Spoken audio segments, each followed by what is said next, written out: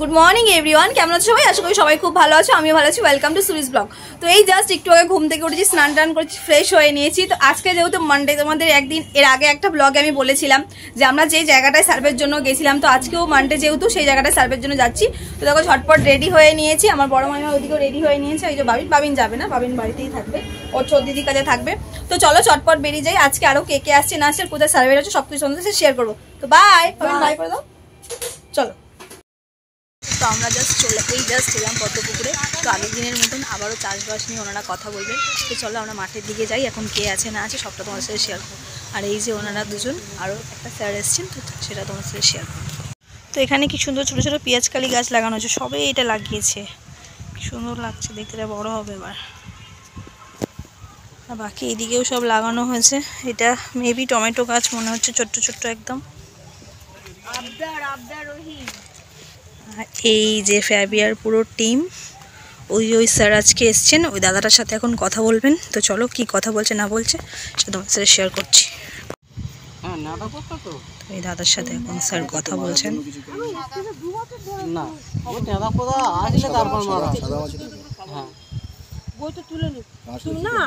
আমি তোমাকে কবে বললাম, হ্যাঁ শিলাকে ফোন করো। আমরা তো এসেছিলাম এখন ইয়ের থেকে। ঠিক আছে, আমি বাইরে আছি বুঝলে। লিস্টটা দেন না, এটা দিয়ে দেওয়া দরকার। শিলার ব্যালেন্স নেই, যে মাটিটাকে আমরা তৈরি করে দিই। আমি রোদ্দুরে কিছু দেখতে পাবো না বুঝলে, আমি এই মাঠের মাঝখানে আছি, সেখান থেকে ফুল চাষের এখানে। হ্যাঁ হ্যাঁ হ্যাঁ, আমি পরে করে দিচ্ছি। যদি আসে পাশের জমিতে তখন দিয়ে যাবো, কিন্তু আপনাদের জমিতে যখন যেটা করি মাটিটাকে তৈরি করলে পোকামাকড়গুলো হবে না। সেকেন্ড হচ্ছে ফুলের যে কোয়ালিটি অনেক বেটার কোয়ালিটি হবে, এবং তার সাথে সাথে এই যে ওনার সাথে এখন কথা বলা চলছে, ওনার কি সমস্যা ফুল চাষ নিয়ে বা আদার্স কোনো শাকসবজি নিয়ে কি সমস্যা, সেগুলো স্যারের সাথে উনি সব ডিসকাশন করছে। এবার স্যার ওনাকে কি সাজেস্ট করে দেখি। তো এই যে আমার বড় মাইমা, মাসিমণি আর ওই আন্টি, প্লাস আজকে স্যার এসেছেন, ওনার আমাদের এমডি স্যার। তো কী বলছেন না বলছেন সবটা আমাদের সাথে শেয়ার করবো। তো চলো আমি বাকি চাষবাসগুলো একটুখানি ঘুরে দেখি। আগের দিন এসেছিলাম তো মানে এত ভালো লাগছিল না, মানে কি বলবো, মানে জাস্ট মন ছুঁয়ে যাওয়ার মতন এত একটা দৃশ্য। মানে এরকম মানে গাঁদা ফুল চাষের বাগানে আমি যখন ছোট্ট ছিলাম, অনেকটা ছোট, তখন একবার বহুদিন আগে গিয়েছিলাম। আর আজকে এত বছর পর এলাম, মানে মনে হচ্ছে আমি এর ভেতরে গিয়ে দৌড়ে বেড়াই, মানে এতটাই ভালো লাগছে দেখতে। মানে চারিদিকের পরিবেশটা এতটাই সুন্দর। বাচ্চাদের থাকে সেগুলোকে মারার জন্য। হ্যাঁ, তা আপনাকে এটা একটা কাজ করতে হবে। আপনি যেটা করবেন লেদার জন্য, আপনি লেদাতে ভয় পাচ্ছেন এখন তো। হ্যাঁ, পরের চাষে নেদাই হয় এখন এই এরকম মাঘ মাস থেকে তোমার সেই জ্যৈষ্ঠ মাস পর্যন্ত। তাহলে আপনি একটা কাজ করবেন, আমাদের নিম অয়েল আছে, নিম মারাত্মক, মানে বিষও না কিন্তু জৈব। ওই নিম অয়েল জিভে ঠেকালে কতদিন থাকবে তার ঠিক নেই, মানে ওই তিতা হয়। নিম অয়েল আপনি যখনই সার দিচ্ছেন, চাপাসান সার হিসাবে ইউজ করছেন, ওর সাথে আমাদের নিম অয়েল দিয়ে দেবেন। নিম অয়েল আমরা এমনি প্রথমে জমি রেডি করার সময় মিক্সচারের সাথে যখন প্রথম তুলে দেওয়া হয় ওই নিম খোলটা দেওয়া হয়। না, খোল দেবেন না, খোলে এফেক্ট হয়, খোলে গাছের এফেক্ট হয়। কেন, আপনি যে খোলটা পাচ্ছেন নিম অয়েল, আপনি যে খোলটা পাচ্ছেন সেই খোলটাও তো চাষটা হচ্ছে সেই কেমিক্যাল দিয়ে, তাহলে গাছের তো সাইড এফেক্ট হচ্ছে। আমরা যদি কেমিক্যাল যদি কিছু জিনিস খাই, আমাদের সাইড এফেক্ট হয় না শরীরে, ঠিক গাছ তো তাই। এই নিম অয়েল হচ্ছে খুব কম না, সারের সাথে দিতে হবে। হ্যাঁ, সারের সাথে মিশিয়ে দিয়ে। উনি এখন একটা নিম অয়েল নিয়ে কথা বললেন দাদার সাথে, নিম অয়েলটা কি কাজে না লাগে সব বুঝতে পারলে। তো আরও কি বলছেন, যেহেতু লেদা পোকাটা হয় বলে 100 ml দিলেই হয়, বেশিও দেওয়া যাবে না, এর বেশি দেওয়ার দরকার। এটা আমি হাইয়েস্ট বলবো 75 দেয়। যখন আপনি নিম অয়েল আরম্ভ করবেন পরবর্তীকালে 75 কমবে, মানে ওর যে ঠান্ডাটা আর কি, মানে যে থাকবে ও পুরো পোকামাকড় হতেই দেবে না, ইয়েকে ডিমকে মেরে ফেলবে। আর যে পোকামাকড়গুলো মানে হয়তো হয়ে রয়েছে সেগুলো পঙ্গু করে ও আর নড়াচড়া কমবে। ঠিক আছে, এটা হচ্ছে কাঁচ হয়ে গেছে, এখন লেদা পোকা বাঁচানো। বেগুন চাষ একদম একদম, আর বেগুন চাষ কি আরম্ভ করে দিয়েছেন? ফুল চাষ, আপনি যদি আমি বলে দিই ধান চাষ, এভরিথিং সব কিছুতেই জিনিসটা দেওয়া যেতে পারে, যেটা নিম অয়েল যেটাকে বলছে। গোল সয়েল 2250 আছে, দানা সার কোনটার কি প্রাইস সেটা আস্তে করে একটু দানা সারটা দেন, আমাদের নিয়ম বলে দিই, সেটা তো খোলাটা শুনলে ওনাদের যে সারটা ওনারা আর কি ওনাদের সায়েন্টিস্টরা আবিষ্কার করেছেন ওটা কোনো হার্মফুল কেমিক্যাল কিছু না, এটা ন্যাচারাল, যেটা মানে জৈব আর কি গোবর দিয়ে যেটা তৈরি হয় ন্যাচারাল কোয়ালিটি, সেই জিনিস দিয়ে ওনাদের সারটা তৈরি। প্লাস এই সারটা কোনো শাকসবজিতে ব্যবহার করলে সেটা কোনো মানে তার ভিটামিন সি, ভিটামিন ডি এগুলো কোনো ক্ষতি করবে না, গাছটাকে নষ্ট করে দেবে না, ন্যাচারালভাবেই গাছটাকে বড়। তো স্যার এখানে মাটিটা চেক করে দেখছেন কি মাটি, এটা বাউ দাও হলে বেশি ভালো হয়, ওই দিকটায় নিয়ে মাটি আছে চাষের ভালো হয়। আচ্ছা আসলে কি বলুন তো, মাটি যাই হোক না কেন জমি আমাকে তৈরি করে নিতে ফার্স্ট, আমরা জমি তৈরি করি, আমরা কি করি পোকা আসার পরে বীজ দিই। এই যে আগের দিনে যে দাদুর সাথে কথা বলেছিলাম সেই দাদু এক্ষুনি এলেন, ওনাকে ফোন করা হলো, তো ওনার সাথে এখন কথা বলছেন স্যার। হ্যাঁ সেই দাগ তো বলে দিচ্ছি, সরাসরি দেখিয়ে দিয়েছিলাম। দাদা এই যে আমার এই ফুল হতে হতে থুমকো হয়ে যাচ্ছে, এক্ষুনি এই ঠান্ডা পড়ে গেছে আবার তবে একটু কম, ওই যে থুমকো গাছটা ওই ফুল হতে হতে সব ওই মাঝখানে সব একটা ডাল হয়ে আছে, এইবারে তাহলে টাকা বাড়ি যাবে না, চাষ করে যাবে, ওদের টাইম দিয়ে দেবেন, এই সময়ের মধ্যে করে দিতে হবে। কিন্তু আপনি যেটা হচ্ছে সেটা পরবর্তীকালে আপনারা দেখবেন তার থেকে বেশি টাকা চলে যাচ্ছে। আমাদের পোড়া দেওয়া হয়নি, পোড়া দেবেন না, হ্যাঁ জমিটা নষ্ট হয় দেবেন, কিন্তু তাহলে আপনাকে আবার কিছুদিন ফেলে রাখতে হবে, দেবে অন্য লোক চাষ করে নিচ্ছে, চাষের সাথে আমাদের নিম দিয়ে দিলে ওরা আর কি করতে পারবে না, বাঁচতে পারবে না ফাঙ্গাল ইনফেকশন। চাষের সাথে যে সারটা দিচ্ছেন তার সাথে আমাদের নিম দিয়ে ব্যাস। আমাদের হচ্ছে প্রথমে জমি তৈরি করতে হয়, জমি তো আপনার সাহায্যে না, কিন্তু পোকা যে মাকড় যে ভাইরাস বা ফাঙ্গি ইনফেকশনগুলো হয়, এই ব্যাকটেরিয়া ইনফেকশন, আপনি জানেন এর মধ্যে কত ব্যাড ব্যাকটেরিয়া আছে, কেন হয়েছে বলুন তো? ব্যাড ব্যাকটেরিয়া আছে কি বলুন তো, ওরা কি মানে বাজে যে পোকামাকড়গুলো সেগুলো নাকি দেখা যায় না খালি চোখে, তো সেইগুলো মরে যাওয়ার কথা না। জমিটাকে আগে ঠিক করা, আমাদের নিয়ম হচ্ছে সবসময় জমিটাকে ফার্স্ট রেডি করুন, রেডি করে তারপরে আপনি ফসল করান। ওই যে উনি বলছেন বেগুন, দেখবেন আপনি রেজাল্ট ভালো পাবেন।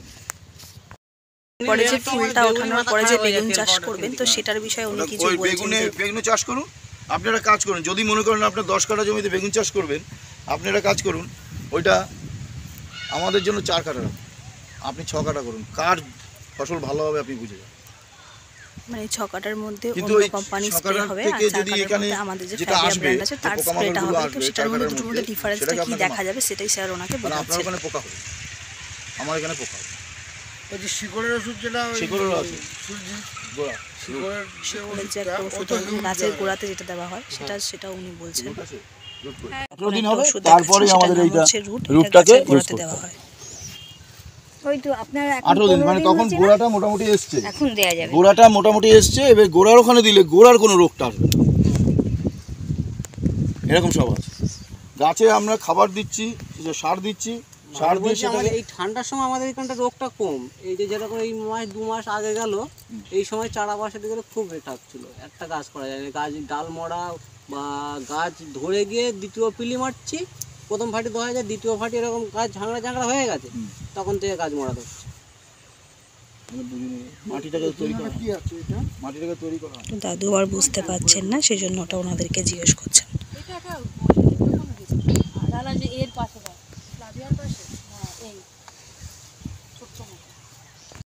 তো এই কিষান দাদু আর এই দাদা মানে আর কি চাষের বিষয়ে স্যারকে কিছু প্রশ্ন করছেন যে কি করলে কি হবে সেটা দেখা যাক স্যার তার কি উত্তর দেয়, সেটা উত্তর সাথে ওনাদের উত্তরটা ম্যাচ করে কিনা। কারণ আপনি সার ইউজ করলেন, একটা 10 কাঠা কতটা সার ইউজ করেন, কত কেজি?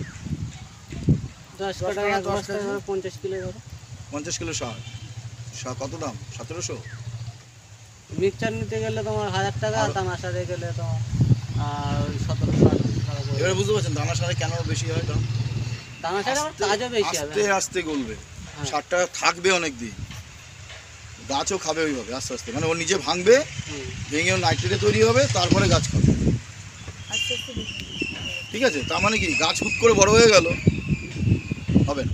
সেই জন্য বলছি যে আপনার দরকার হচ্ছে ওই যখন সার দেবেন, যতবার সার দিচ্ছেন নিম অয়েল দিয়ে দেন, প্রতি লিটারে প্রথম 2 ml দেবেন, তারপরে ওটা 1.5 ml চলে যাবে। ঠিক আছে, তো এখানে এই যে চারাগুলো এখন পোতা হয়েছে, মানে এখানে দানা ফেলা হয়েছে খুব ছোট্ট ছোট্ট পরিমাণ। তো এইগুলোই যখন বড় হয়ে যাবে ঠিক এরকম সাইজের, তখন এগুলোকে অন্য জায়গায় আবার লাগানো হবে।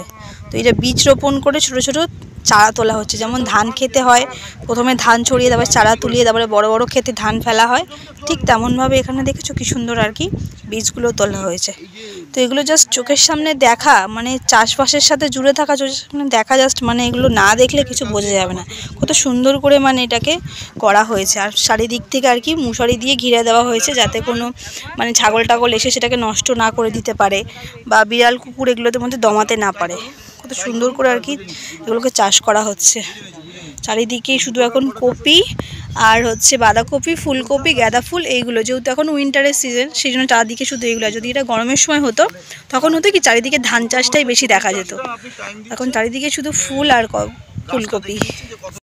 আমাদের ইন্সপেকশন কমপ্লিট হয়ে গেছে, ওনারা আরেক জায়গায় কপি চাষ করেছেন, সেখানে এখন চারাগুলো ছোটো, তো সেই ক্ষেতে আমরা এখন যাব, সেখানকার এগুলো দেখবো। চলো তোমাদের সাথে শেয়ার করবো।